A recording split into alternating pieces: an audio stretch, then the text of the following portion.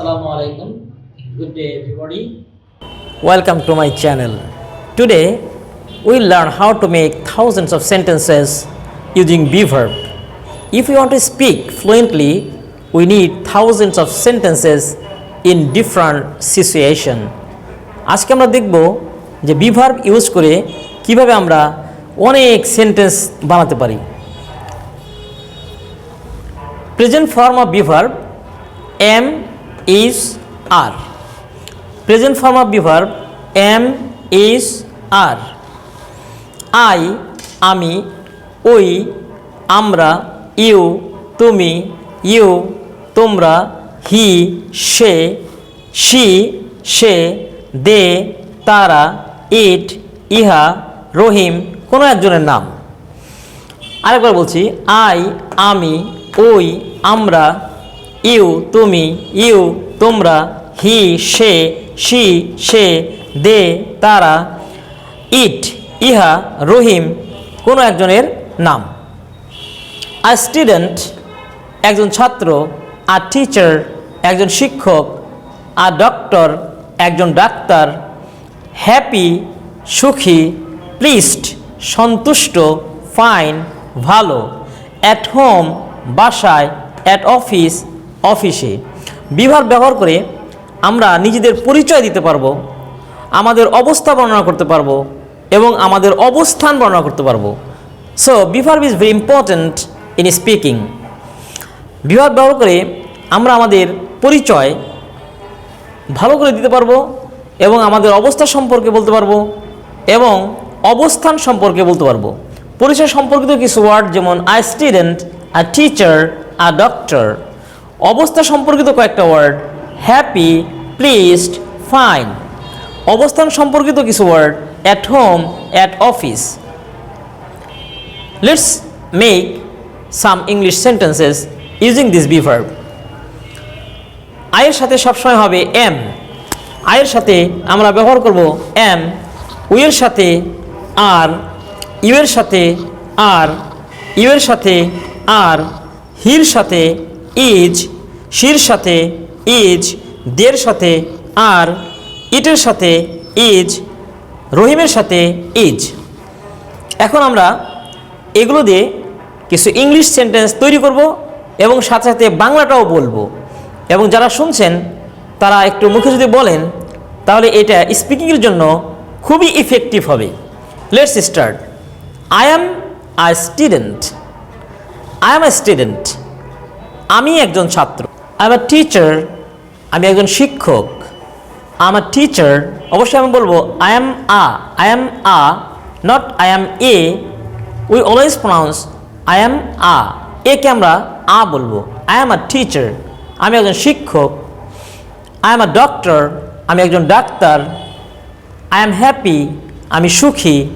I am pleased আমি সন্তুষ্ট। I am fine আমি ভালো। আই এম অ্যাট হোম আমি বাসায়। আই এম অ্যাট অফিস আমি অফিসে। এখন উই দিয়ে আমরা একইভাবে এই সেন্টেন্সগুলো তৈরি করি। We are students. যখন আমি উই ইউজ করব তখন আই স্টুডেন্ট না বলে বলবো স্টুডেন্টস। উই আর স্টুডেন্টস আমরা ছাত্র। উই আর টিচার্স আমরা শিক্ষক। উই আর ডক্টরস আমরা ডাক্তার। উই আর হ্যাপি আমরা সুখী। উই আর প্লিজড আমরা সন্তুষ্ট। উই আর ফাইন আমরা ভালো। উই আর অ্যাট হোম আমরা বাসায়। উই আর অ্যাট অফিস আমরা অফিসে। ইউ, এখন ইউ দিয়ে একইভাবে আমরা সেন্টেন্সগুলো তৈরি করব বাংলা অর্থসহ। ইউ আর আ স্টুডেন্ট তুমি একজন ছাত্র। ইউ আর আ টিচার তুমি একজন শিক্ষক। ইউ আর আ ডক্টর তুমি একজন ডাক্তার। ইউ আর হ্যাপি তুমি সুখী। ইউ আর প্লিজড তুমি সন্তুষ্ট। ইউ আর ফাইন তুমি ভালো। ইউ আর অ্যাট হোম তুমি বাসায়।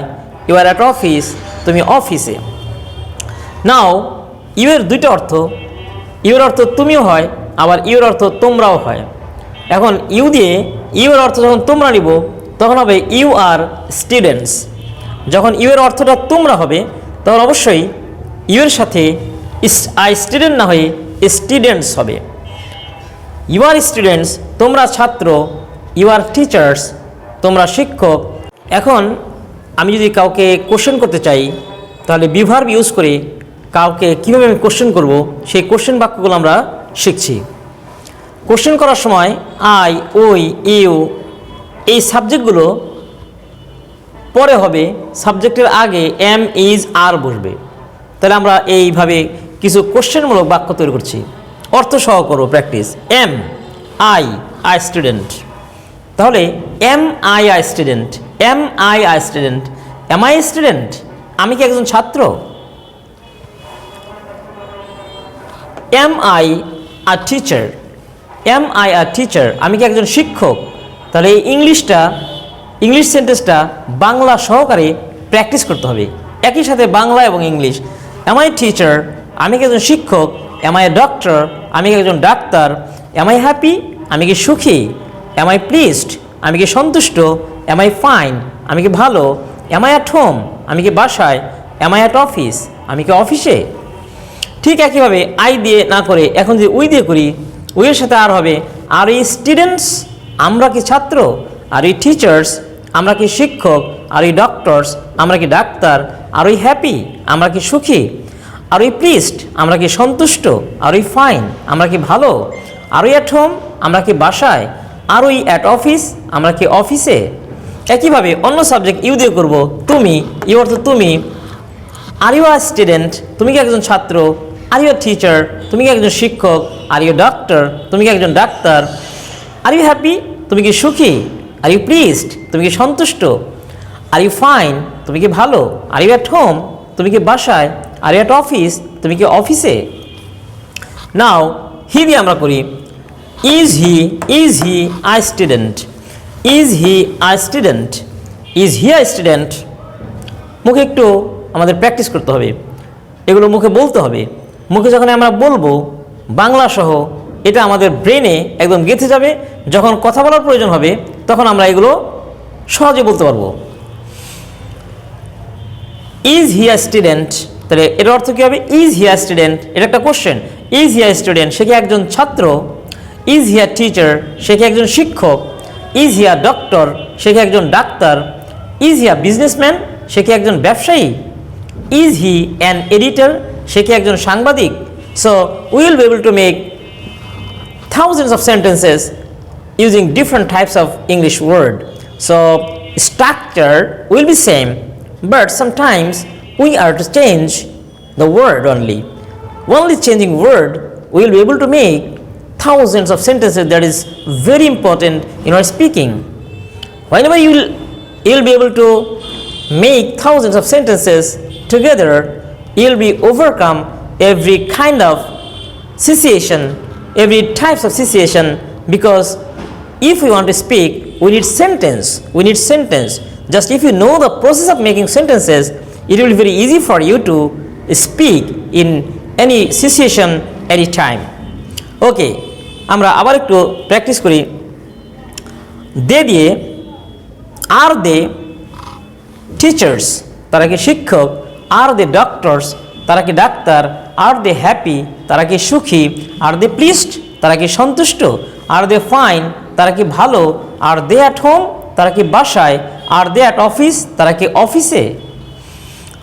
I think if anybody practices properly, it will be easy for everybody and we will be able to speak fluently. Thank you everybody to watch my video.